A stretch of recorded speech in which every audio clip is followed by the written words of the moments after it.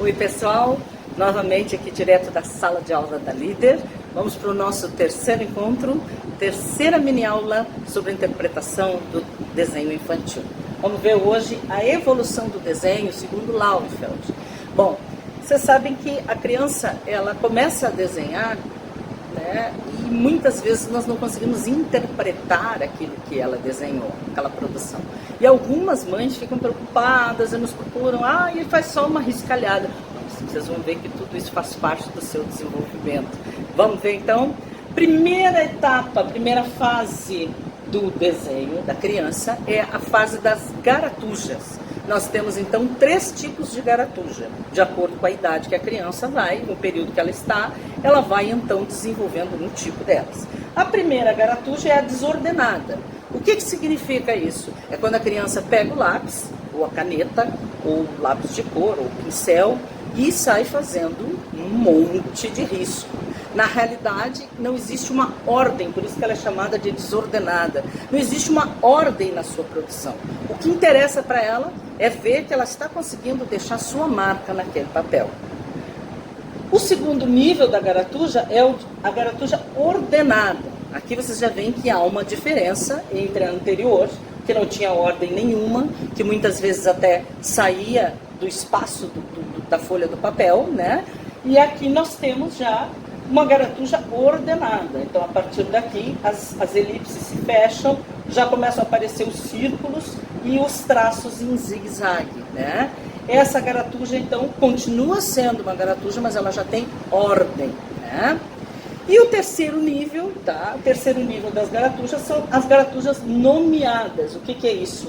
Nesse desenho, que embora pareça uma riscalhada, para alguns não tenha nenhum significado, para a criança tem um significado muito grande. Aqui ela já desenhou uma situação familiar, tá? Aqui tem elementos, nós temos aqui o pai, a mãe, nós temos o irmão, nós temos o cachorro, nós temos a casa da família. Vocês vão dizer, nossa, Cláudia, eu não consigo enxergar nada disso aí. Pois é, mas tem que prestar bastante atenção e principalmente conversar com a criança. É claro que se você pegar um desenho por si só, uma produção por si só, olhar sem conhecer quem desenhou, sem conversar com a criança sobre a sua produção, você não vai conseguir adivinhar o que é que ela desenhou. Então eu só sei dessas informações porque eu estava presente na produção desse desenho e nós conversamos a respeito e era um aluno que fazia acompanhamento na orientação educacional, né? Então aqui nós tivemos uma visão, digamos assim, da sua situação familiar aqui nesse desenho, tá? Então essa é a garatuja nomeada, quando ele já olha, aponta e diz o que é cada elemento. E a gente pode anotar então um lapisinho, né, pra gente ficar com a certeza, né, daquele personagem, daquele elemento, daquele objeto dentro do desenho, tá? Bom, aí saindo da fase das garatujas, nós temos a fase pré-esquemática. O que é isso? Pré-esquemático, pré-esquemas, né? Antes dos esquemas. Então vocês veem que é uma fase onde o desenho já começa a ter uma forma diferenciada e embora a criança ainda não saiba ler e escrever, ela já consegue muitas vezes identificar as letras do seu nome e escrever o seu nome e também gosta de fazer um acumulado de letras assim para mostrar que ela está aprendendo, né, o alfabeto. Então, mas essa fase pré-esquemática, ela acontece, é uma transição entre a garatuja e já a fase esquemática, tá? Então aqui vocês têm o desenho de uma menina, né? Ela se desenhou, é um desenho próprio, né? Um autodesenho, onde ela se desenhou aqui brincando, né?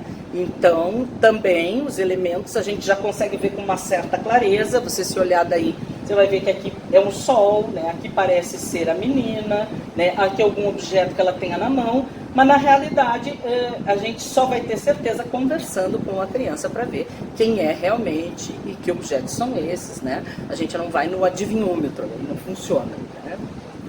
E no na terceira fase, o terceiro modelo aqui, nós temos então a fase esquemática, quando a criança já sabe ler e escrever, já está de posse dos seus esquemas mentais, né? E aqui a gente já consegue identificar a sua produção. Vocês veem que aqui nós temos um tatame, nós temos aqui 2, né? Aqui é o menino, né, que se desenhou, numa luta de tatame com uma plateia gritando aê, né, viva, né, torcendo por ele numa competição. Então, na realidade, a gente já consegue identificar, né, os elementos, claro, sem dispensar uma conversa com o produtor do desenho, né, para a gente poder ter certeza exatamente da situação que está sendo elaborada, tá? Até aqui tudo bem? Então nós vamos ver agora aqui, só para finalizar esse nosso momento, para tranquilizar um pouco, digamos assim, né? Porque tem muitas pessoas que ficam nervosas, eu não sei qual é a fase que meu filho está, não sei se isso é normal, se não é normal, como é que eu faço, como é que eu... Bom, então nós temos aqui a idade e o desenho, um aspecto assim geral. Claro que nenhum conceito é uma linha engessada, que a gente não possa ver uma criança com um pouco menos de idade avançar de fase, ou com um pouco mais de idade avançada fase. Não é uma coisa estagnada, estanque, tá? Então, com 18 meses, nós temos a criança já capaz de fazer rabiscos desordenados. Depois aqui, com 2 anos, né, as garatujas aqui já são as ordenadas, né? Troca de lápis de cor e de material. Com 2 anos e meio ela já maneja melhor o lápis, tem um traço mais firme dentro da folha, né? Como eu disse, essa fase aqui das garatujas ordenadas. A partir dos 3 ou 4 anos é a fase pré-esquemática, onde nós temos então a maior aproximação com a realidade. E dos 5 anos em diante, mais detalhes e cores, né? E aí nós conseguimos ter mais clareza nas suas produções. Tá ok? Gostaram da aula de hoje? Então, nos vemos no nosso último encontro. Não percam. Beijão!